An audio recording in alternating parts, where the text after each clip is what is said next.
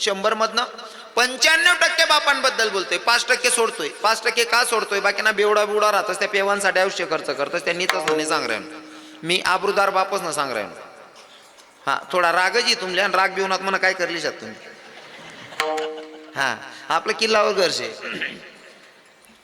आपण पुढलं कीर्तनने तारीख भेटायला पाहिजे, तो तोलतोलना धंदा करतात नाही. आपलं रोकडा कामे काढतो खिचडी लय म्हणा बघ ना, रागुना ते काय आणि खरं बोला ना राग येसच लोकेशले. काय मत आहे बाबा तुमनं? खरं बोला ना लोकेशले राग येस खरं आहे का नाही? खरं जर सांगाल घे ना सगळी माय सुद्धा सांगस तू मन पोटना नाही असं. हा खरं कोणी पचाडतच नाही. आणि मी खरं बोलाना सोडत नाही. उजीवाय घे तुम्ही काय करशात पुढलावर तारीख देवत नाही, यांवर काय करशात नाही, पट्ट्याला गरजच नाही शे. आपली दुकानं आहे बरे, गिरायकच नाही कमीच नाही बाबा आपले. हा तोलतोलना धंदाच नाही. खरं बोलायला अजिबात जीभ चावान नाही. हा खोटं बोलणं नाही, खरं आहे ना मग खराला घाबरान नाही. हो बाकीना लोके करत असतो धंदा, तेवढं बरं आहे. चंदनपुरी माई येईल लोकेच माई एक बी नाही तसा, नाही येत ना तसा. आता सीझन चालू आहे, पैसा कोणा उपाट द्यावाना, मतदान कोणले कर द्यावाना. बाकी ना तिथला भारी राहता. बरे फार्म बरे दखली तुम्ही, आम्ही येत ना तुम करते बार बार पाम भरायला देत, आणि ज्या पाम भरायला लावतो ना त्याच सगळ्या तरी उपटी देतात. ब्यान राजा बरोबर ना करत जा कोण लोक बोलतात बेकार येतच. हो 5% बाप वजा करायचे जे स्वतःच्या साठी जगतात. मी 95% बापांबद्दल बोलणार आहे. 2-5 मिनिटं लक्षपूर्वक ऐका. 95% बापांबद्दल बोलतो. जेवढी माय प्रेम करते ना तेवढे बापही प्रेम करतात. हो असाच एक बाप, एका पोराचं लग्न झालं. लग्न झाल्याच्या नंतर पत्नीला दिवस यायचा, दिवस आहेत बाळंतपणासाठी दवाखान्यात नेलं. डॉक्टर साहेबांनी चेक केलं की बाई शिजर करावं लागणार आहे. शिजर करता करता बाळाला जन्माला घातलं आणि माय मरण पावली. माय मेली. 1 दिवसाचं बाळा त्या बापाच्या हातात दिलं. डॉक्टर साहेबांनी सांगितलं डॉक्टर साहेब तुमच्या पोराला वाचवलं पण तुमची पत्नी मरण पावली, आमचा नाविलाज झालेला आहे. त्या माणसाच्या डोळ्यात अश्रू होते. 1 दिवसाचं बाळ रडत्या त्या पोराकडे बघून बाप रडत होता आणि स्वतःलाही कोसत होता आणि देवाला सांगत होता, देवा अरे हाच का तुझा न्याय? अरे माझं काय पाप असेल, माझ्याकडनं माझी बायको हिरावली कुठं तरी समजून घेतलं असतं, पण माझ्या 1 दिवसाच्या लेकरानं काय तुझं वाईट केलं तरी देवा? माझ्या 1 दिवसाच्या लेकराची माय चोरलीस. माणूस रडत होता. ते बाईचं प्रेत गावी आणलं आणि प्रेत यात्रा ही संपली. शेवटची विधी झाली. पोरग घरी एकटं रडते. दशक्रियाविधी होईपर्यंत त्या पोराला कोणीतरी धरत होतं, सांभाळत होतं. आता दशक्रियाविधी झाल्याच्या नंतर जे जवळचे नातेवाईक होते, भावकीतले लोक होते, ते त्याला सांगायला लागले, दादा 10 दिवसाचा बाळा या पोराला मायची गरज आहे. तू माणूस आहे, तू बाळाला कसा सांभाळशील? एक पर्याय आहे तुझ्याकडे. म्हणे काय? तुझ्या लेकराला जर वागवायचं असेल ना तर दुसरं लग्न कर, तुला बायकोही भेटल आणि तुझ्या लेकराला माय पण मिळेल. म्हणले तू दुसरं लग्न कर. पण माणूस ढसा रडायला लागला. जर का मी लग्न केलं ना, लग्न केल्याच्या नंतर मला बायको भेटेल पण माझ्या लेकराला माय भेटेलच याची गॅरंटी नाही. थोडं माफी मागून बोलेल बरं का. कदाचित काही सावत्र आया चांगल्याही असतात, तिथंही सांगेल मी 100 मधनं 5% चांगल्याही असतात, पण 95% गॅरंटीनं सांगतो जी सख्खी माय करेल ना ती सावत्र माय करू शकत नाही. विश्वास आहे. 95% सख्खी आईची जागा सावत्र आई घेऊ शकत नाही. काय मत आहे तुमचं? माय मेल्याच्या नंतर जर मुलगा रडत असेल ना, एखादी माय जवळ येते, त्या पोराला समजवते, बाळा रडू नको रे, मी तुझ्या माय सारखी या. मावशी माय सारखी या पण माय नाही या. बाजूच्या काकून गावरान तुपाचा शिरा खाऊ घालू द्याव, त्याच्यानं पोट भरत नाही. पण मायनं नुसतं फिरून आल्याच्या नंतर डोक्यावरून हात फिरवला तरी सुद्धा मायनं पोट भरतं. ही मायची ताकद असते आणि तिची जागा नाही कोणी घेऊ शकत. हो मायची जागा नाही कोणी घेऊ शकत. माणूस विचार करत होता, मी जर का लग्न केल्याच्या नंतर मला बायको भेटेल पण माझ्या लेकराला माय नाही भेटणार. 13व्याचा कार्यक्रम आटोपलेला आहे. गावात मंदिर होतं, मंदिरात गेला माणूस. मंदिरात गेल्याच्या नंतर भगवंताच्या समोर दोघं हात जोडले, रडायला लागला. देवाला सांगितलं, देवा आई तारुण्यात माझी बायको माझ्याकडनं हिरावली, समजू शकतो रे, पण माझ्या 1 दिवसाच्या लेकराची माय नेलीस. म्हणले देवा हे 1 दिवसाच्या लेकरानं तुझं काय वाईट केलं तर देवा? पण ऐक ना, आतापर्यंत मी तुझ्याकडनं काही मागितलं नाही देवा, पण आज मला मागावं वाटतंय. माझी बायको नेली ना हे दुःख सुद्धा विसरून जाईल, पण तुझ्याकडे माझी एकच मागणी, माझा एक मुलगा आहे ना तेवढा तो जिल्हाधिकारी साहेब झाला पाहिजे, ही तुझ्या चरणाशी माझी मागणी असेल. मागणी मागितली आणि घरी आला माणूस. घरी आल्याच्या नंतर घराची परिस्थिती हालाकीची होती. दुसऱ्याच्याकडे कामाला मजुरीला जायचं. हाडाची काढ रक्ताचं पाणी करत होता आणि मजुरी करून पोराला शिकवत होता. पोराला शिकवल्याच्या नंतर जिल्हाधिकारी साहेब बनवलं. जिल्हाधिकारी साहेब झाला. मंदिरात गेला माणूस, देवाचं दर्शन घेतलं. देवाला सांगितलं, देवा आईन तारुण्यात माझी बायको हिरावलीचं दुःख विसरलो रे, कारण तुझ्याकडे मागणी मागितली होती. माझा एकुलता एक पोरगा जिल्हाधिकारी साहेब झाला पाहिजे. झाला ना माझा मुलगा जिल्हाधिकारी साहेब. जगातलं कोणतं सुख नाही भेटलं तरी चालेल, मी जिल्हाधिकारी साहेबाचा बाप आहे ना, योच आनंद माझ्यासाठी भरपूर आहे. बास, मला जगातलं कोणतं सुख नको आहे. महाराज, मंदिरातून माणूस निघतोय बाहेर, तोपर्यंत नातेवाईकांचे फोन चालू झाले. का हो, पेपराला बातमी वाचली तुमचा मुलगा जिल्हाधिकारी साहेब झाला, मग त्याचं लग्न नाही का करायचं? हो, जिल्हाधिकारी साहेबाच्या बापानं सांगितलं. म्हणले हो ना, लग्न करायचं ना पोराचं. सुंदर मुलगी बघितली, लग्नही ठरलं, लग्नही झालं. लग्न झाल्याच्या नंतर ती नवीन माय घरात आली. घरात आल्याच्या नंतर थोडे दिवस निघाले. थोड्या दिवसाच्या नंतर ती नवऱ्याला सांगायला लागली, जिल्हाधिकारी साहेबाला म्हणले, साहेब तुमचा म्हातारा घरातच असतो, एक काम करा ना, घरामध्ये तुमचा म्हातारा थुंकून घाण करतो, त्याच्यापेक्षा ना असं करा ना, म्हाताऱ्याची खाट ओट्यावर टाकायची का? जिल्हाधिकारी साहेबांना थोडाही विलंब न करता बापाची खाट ओट्यावर टाकली. थोडे महिने निघाले. बाईनं पुन्हा सांगितलं, का हो साहेब तुमचा म्हातारा ओट्यावर झोपलेला असता, थुंकून पार अंगण खराब करतो. येणारे जाणारे सुशिक्षित लोक आपल्याकडे येतात, लोक काय म्हणतील? जिल्हाधिकारी साहेबाच्या अंगणामध्ये किती घाण असते, त्याच्यापेक्षा ना असं करा, म्हाताऱ्याला कुठंतरी पाठवा ना. म्हाताऱ्याच्या खाटीजवळ पोरगा गेला आणि सांगायला लागला, म्हणले पप्पा आम्ही लग्न झाल्यापासून कुठे गेलोच नाही हो फिराया, असं वाटतं आम्ही फिरायला गेलं पाहिजे. तुम्ही कुठं सोबत येणार आहे? त्याच्यापेक्षा थोडे दिवस तुम्ही वृद्धाश्रम मध्ये राहसान का? बापानं सांगितलं, बेटा तू वृद्धाश्रम मध्ये ठेवलं तरी मी आनंदित राहील. मला एकच आनंद असेल की मी जिल्हाधिकारी साहेबाचा बाप आहे. यो आनंद मला काही कमी आहे का? मी जिल्हाधिकारी साहेबाचा बाप आहे, कुठेही राहिलो तरी जमतंय. बापाची बॅग भरलेली फोर व्हीलर गाडीमध्ये बसून वृद्धाश्रमापर्यंत नेलं. वृद्धाश्रममधनं बाप खाली उतरला. अगोदरचे बसलेले बाबा लोक होते, त्यांच्याकडे जातोय बाप. तोपर्यंत ते बाबा लोकांना आशा होती की भैया फोर व्हीलर गाडीमध्ये येणारा माणूस कोणीतरी श्रीमंत असेल, नक्कीच आज वस्त्रदान अन्नदान करायला आला असेल. बाबा येऊन बसले. तोपर्यंत त्या बाबा लोकांनी विचारायला सुरुवात केली, का हो दादा तुम्ही तर काय अन्नदान करायला आलात का, वस्त्रदान करायला आलात का? म्हणे नाही हो. मग काय ना, म्हणले मी इथंच राहायला आलो तुमच्यामध्ये. त्या प्रत्येक बाबाच्या डोळ्यात अश्रू होते. त्या बाबांनी विचारलं, आता तुम्ही सुद्धा आमच्या यादीत आलात? म्हणे हो. पण बाबा तुमचं इथं यायचं काय कारण? तुम्हाला सोडायला आलेला कोण आहे? म्हणले माझा मुलगा. मग का हो तुम्ही आलात, तुमची पत्नी? माझी पत्नी हा एकच दिवसाचा होता, याला जन्माला घातलं, माझी पत्नी मरण पावली. मग तुम्ही दुसरं लग्न नाही का केलं? म्हणले नाही केलं. का नाही केलं? जर का लग्न केलं असतं मला पत्नी भेटली असती, पण माझ्या लेकराला बाप नाही, माय नाही भेटली असती ना, म्हणून मी लग्नच नाही केलं. प्रत्येक म्हाताऱ्याच्या डोळ्यात अश्रू होता आणि अंतकरणापासून त्या पोरासाठी एकच आवाज निघत होता, अरे कसला पोरगा आहे, ज्या बापानं तू ह्यावर पूर्ण आयुष्य खर्च केलं, तुला जिल्हाधिकारी साहेब बनवलं, त्या बापाच्यासाठी तुझ्या घरामध्ये जर का 2.5 बाय 6ची जागा नसल, 2.5 बाय 6ची जागा नसेल बापाला झोपायला, तर तुझ्या इतका भिकारी कोणी नसेल. तरी सुद्धा म्हातारा त्या बोलणाऱ्या बाबांना सांगत होता, बाबा दादा बोलू नका म्हणले, माझा पोरगा मला वृद्धाश्रममध्ये जरी सोडत असेल ना, तरी मला एकच आनंद आहे की मी जिल्हाधिकारी साहेबाचा बाप आहे, मी इथं सुद्धा आनंदात राहील. त्यानं तर वृद्धाश्रममध्ये सोडलं, मला त्यानं स्मशानभूमीत सोडलं असतं ना, तरी मी आनंदात राहिलो असतो. इतका उदार अंतकरणाचा बाप असतो. बापाला सोडून निघून गेला. बाप इथं राहत होता. बरीच वर्ष निघून गेली. मनात एकच आनंद होता की मी जिल्हाधिकारी साहेबाचा बाप आहे. बरेच वर्ष निघून गेल्याच्या नंतर बापाची तब्येत सिरियस झाली. आता वृद्धाश्रमाच्या मालकाला सांगितलं, मालक माझा आता काही खरं नाही, माझी तब्येत सिरियस आहे, असं वाटतं भगवंताचं कधी बोलावणं येईल, कधी निघावं लागेल. एकच इच्छा आहे माझी आता, शेवटचं एकदा माझ्या जिल्हाधिकारी साहेबाला बोलवा, त्याला सांगा तुझ्या बापाची शेवटची इच्छा आहे की तुला एकदा डोळे भरून बघायचे, तुम्ही फक्त माझ्या पोराला एक कॉल करा, माझ्या पोराला बोलवा ना, मला फक्त जाताना मरताना आधी मला एकदा माझ्या लेकराला डोळे भरून बघायचे, माझ्या जिल्हाधिकारी साहेबाला त्याला फोन करून बोलवा ना. वृद्धाश्रमाच्या मालकानं फोन केला, साहेब तुमच्या बापाची तब्येत सिरियस आहे, तुमच्या बापाची तब्येत सिरियस आहे, तुमच्या बापानं शेवटची इच्छा सांगितली की मला मरण्याच्या आधी माझ्या लेकराला मला डोळे भरून बघायचे, तुम्ही काही करा ना, आत्ताच्या आत्ता निघून या.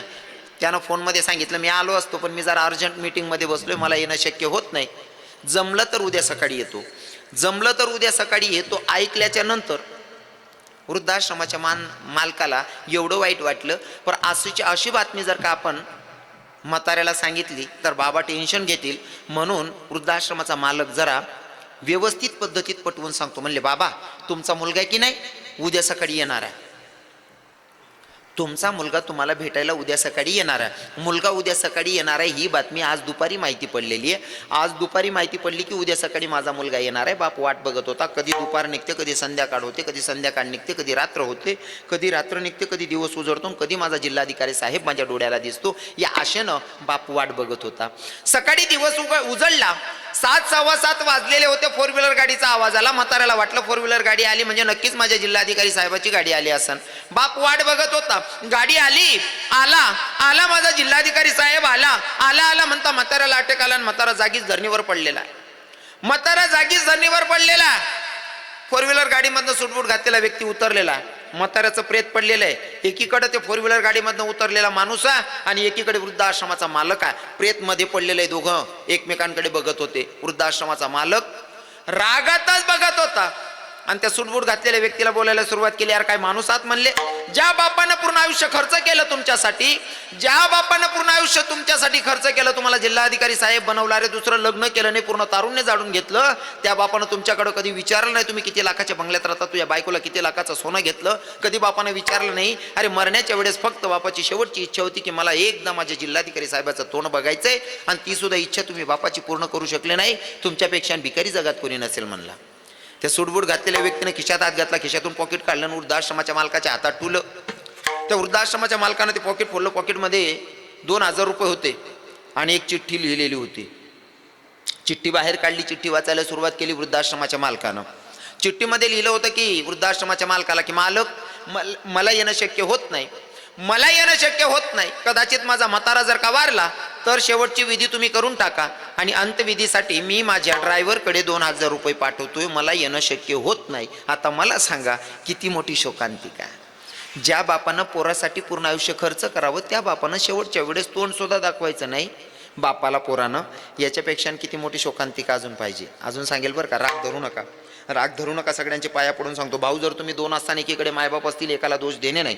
भाऊ तुम्ही 3 आहात एकीकडे मायबाप असतील 2 भावांना दोष देणे नाही. भाऊ तुम्ही 4 आहात एकीकडे मायबाप असतील 3 भावांना दोष देणे नाही. पण भाऊ तुम्ही 1, 2, 3, 4 असाल आणि तरी मायबाप जर वेगळे राहत असतील तर मला असं वाटतं तुम्ही 50 लाखाच्या बंगल्यात राहून सुद्धा तुमच्या इतका भिकारी जगात कुणी नसेल. स्वामी तिन्ही जगाचा आई विना भिकारी, नाही का. ज्याच्याकडे मायबाप आहे त्याच्यापेक्षा श्रीमंत कोणी नाही. आणि तुम्हाला सांगू का, भगवंतानं दिलेलं, लोक म्हणतात, आपला कानादेशमा एक म्हण आहे, लोकेशनं दियल पुरत नाही, देवनं दियल सरत नाही. हाय आपली म्हण आहे, पण मना अनुभव सांगस मी. हाय तुमनी म्हण आहे, लोकेशनं दियल पुरत नाही, देवनं दियल सरत नाही. मी ते म्हणस देवनं दियल सुद्धा कधीतरी सरू शकस, पण मायबापना आशीर्वाद मरस तो सरत नाही.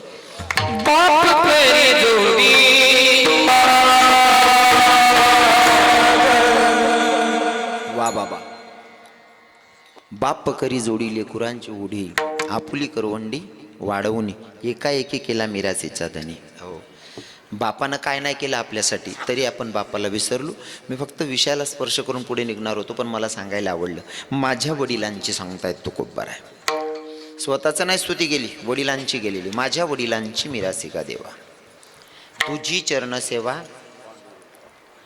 तुकोबारायांना देवाचा प्रश्न, तुकोबाराय तुमच्या वडिलांची ठेव तुम्ही सांगताय ना, तुमच्या वडिलांची ठेव तुम्ही सांगताय, पण मला समजावून सांगा ना तुमच्या वडिलांची नेमकी ठेव काय आहे.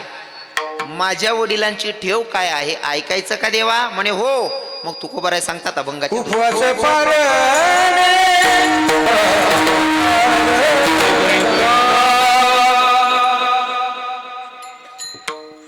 माझ्या वडिलांनी काय केलं ऐकायचं देवा. उपास पारणे राखीला दारवंटा, केला भोगवटा आम्हा लागी.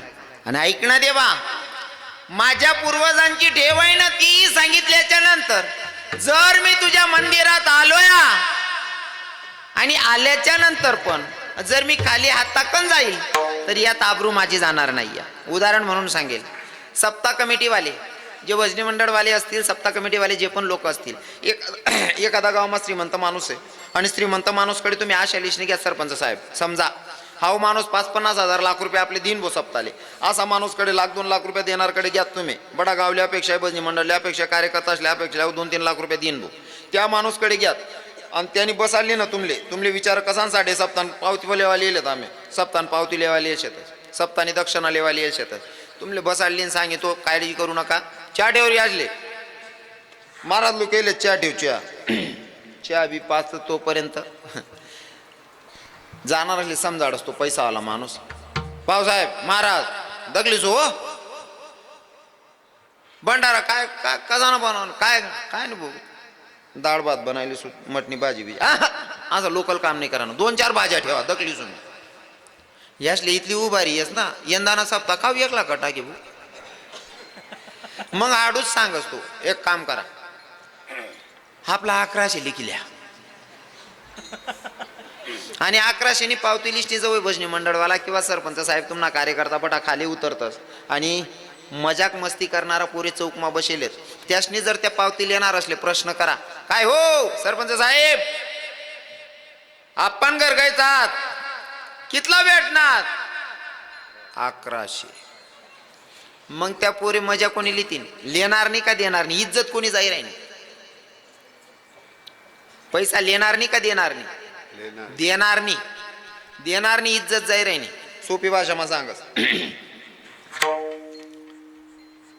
गावमा एक मंदिर पडकं मंदिर जुनं मंदिर होतं पुजारीला असं वाटणं मंदिर पडी जाईन काय कोण ध्यान दी राहणार नाही गावना लोकी मंदिरना पुजारी हुशार होता विशालदादा साहेब कथा आहेत मागे राह घेत का हा मंदिरना पुजारी हुशार होता आम्हाला विशालदादा साहेब सारखा मंदिर पडी जाईन त्यापेक्षा 1 लाख रुपये व्याजना उचलेली ना सॉरी 50,000 रुपये व्याजना उचलेली ना आणि 50,000 रुपया मग मंदिरले क्लिअर कर टाक रंग बिंग दिसणे एकदम कलर बिलर करिशने एकदम भारी बनाय टाक पण या 50,000 जमा कस काय होतील लोक ते काय देव होत नाही पण मंदिरना पुजारी हुशार होता एक काम करस म्हणे राजाला बोलायली ना आरती कराले राजाले आरती करायला बोलाव म्हणजे राजा 50,000 लाख रुपये दी जाईन व्याज ना उचलेल 50 बी पिटे जातील 50 आपले मंदिर माराय जाते राजाला आरती करायला बोलाव राजाने आरती करली नाही ताट खाली ठिदी ना 100 रुपये ठिसणे राजा मंदिर महिनी गेला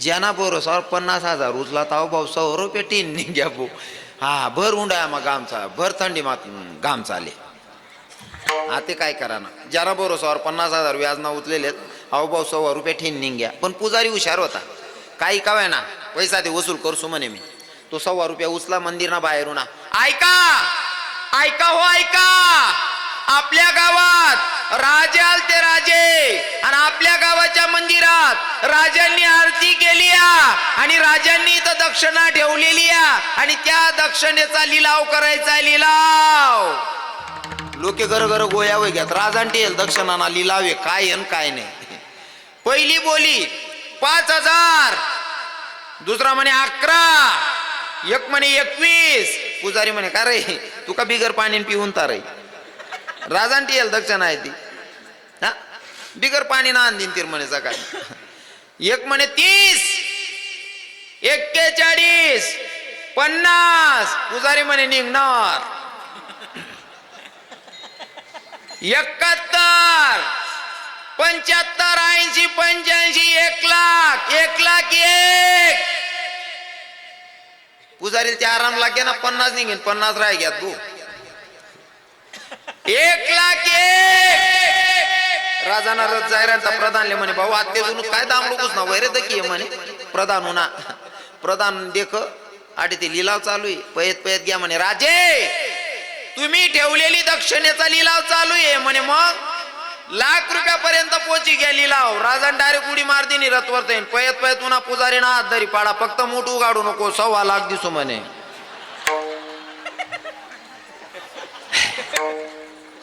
फक्त मूठ उगाडू नको 1.25 लाख 1.25 कारण मूठ उगाडी ते लाच कोणी जाणार होती राजाने जाऊ द्या एवढा राजा 1.25 रुपया कोणी इज्जत जाते राजाने जाणार होती म्हणीशीन भाऊ फक्त मूठ उगाडू नको 1.25 लाख दिसू तवशनी मन पडेल आई जाकेल मूठ तवशनी मन शे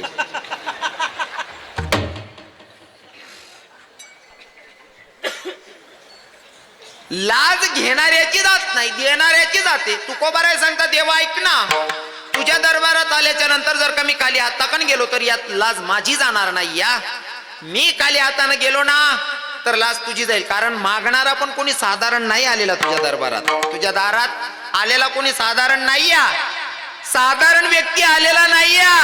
आणि पूर्ण परंपरा सांगितली तुकोबारायांनी. अरे अजून कीर्तन सरेलच नाही शे तुम्हाला बरोबर, तुम्ही ते लायला आडत सुद्धा देवाला दिशात. हा सांगी सौरी पांबराला दिन तंगड्या तरी तुम्हीच उपटी राहणार. हा हरी विठ्ठल विठ्ठल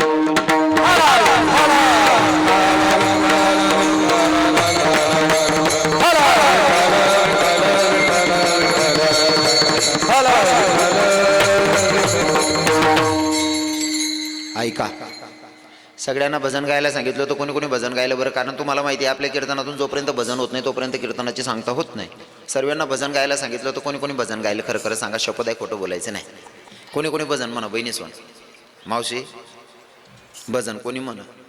का बरं देव ना तुम्ही काय लढावी जायला शकता तुम्ही हो, तुम्ही बी नाही धक्का लागू दे ना. अरे देवाची भक्ती करत असताना काय लाज ठेवायची महाराज. तर माळसाकांत म्हणजे मल्हार देवाचं सासर आहे नाही का हो, बाणाई माताचं गाव आहे. इथं तर परमार्थ कोचू कोचू भरलेला आहे महाराज. तुम्ही ते इथलं भजन करायला पाहिजे ना. आजूबाजूला खेळावं लागले माहीत पडजावं पाहिजे चंदनपुरी मग भजन चालू आहे बस. भक्ती करत असताना एवढ्या अंतकरणापासून झाली पाहिजे ना. अजिबात लोकसले सरमान नाही, बाकी ना आजूबाजूवालाच ना सरमान म्हणतात नाही बाबा. एकमेकांच्या हो काय म्हणतात एकमेकांनी सरमया म्हणतात नाही. तो काय म्हणेन आव काय म्हणेन असा असा माझी असली त्या बी म्हणतात नाही. लोके काहीच म्हणतात नाही.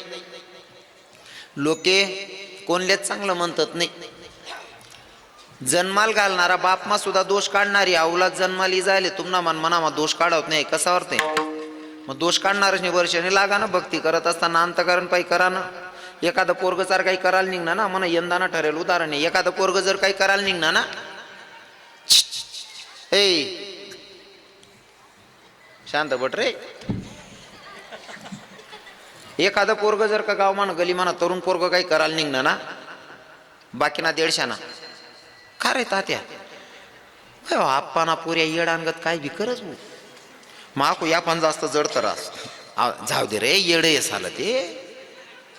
म्हणजे एखादं पोरग जर काही करायला लागणार का किडा पाडणारा जाऊ दे रे येड येते असं शेते. आणि ते पोरग सक्सेस होय ना का बठा गावतीन पहिले त्यांना दारमा उभा राहताना आवाज देतो बावड्या पेडा बिडा काय काढ राहणार गो कायले तो काय कर राहता तो किडा पाड राहता आता तो सक्सेस होय त्यांना पण पेडा माग राहणार एक बुकामा मुका काटा असो कधी. या लोकांच्या नादी लागायचं नाही. जीवनात सक्सेस व्हायचं असेल तर महाराज फॉर एक्झाम्पल सक्सेस व्हायचं असेल तर लोकांचा विचार करणं सोडून द्या. लोकांचं आपल्याकडनं नुकसान होत नाही ना ती गोष्टीची दक्षता घ्या. जर कोणाचं नुकसान होत नसेल ती गोष्ट करायला अजिबात मन मारायचं नाही. जगून घ्यायचं, कारण हे आयुष्य आहे ना संपत चाललंय हो.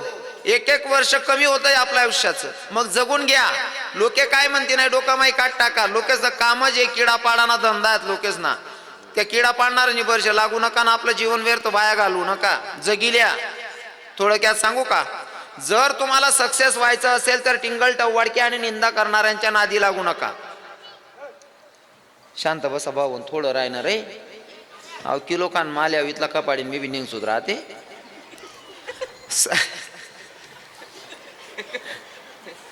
सक्सेस व्हायचं असेल ना तर नाव ठेवणाऱ्यांच्या नादी लागणे नाही. फॉर एक्झाम्पल जर नवरदेवले वर घोडावर बसाळा मंडप पर्यंत जर सुरक्षित लय जाणं होईल. घोडा 50,000 ना राहू द्या का 50 लाख ना राहू द्या घोडाला जापडी लावणी पडीन. घोडा 50,000चा असू द्या की 50 लाखाचा असू द्या त्याला जापडी लावावी लागेल तर नवरदेव मंडपापर्यंत सुरक्षित. जर जापडी लाई नाही टांगा पलटी घोडा फरार.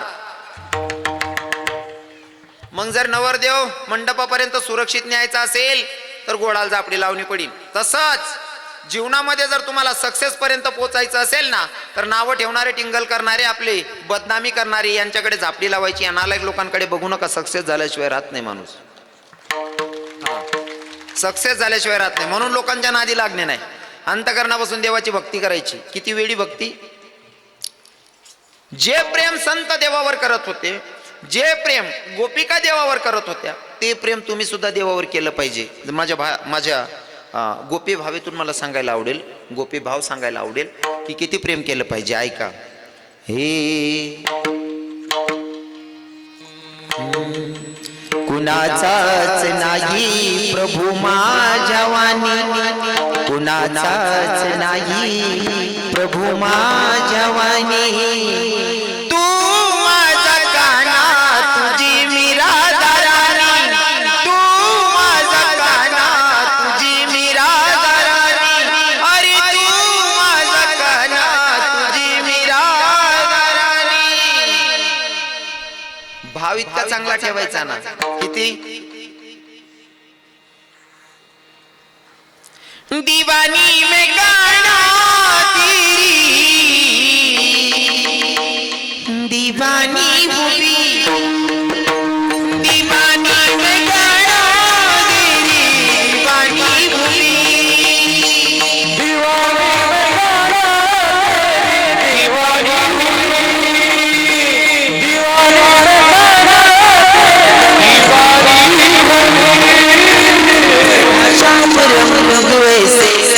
अंग अंग में तेरा नाम जपती हूँ मैं सांझ सवेरे, सारे जमाने से, सारे जमाने से बेगानी हुई.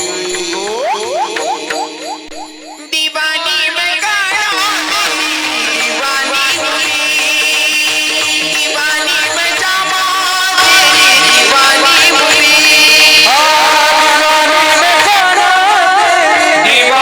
हुई.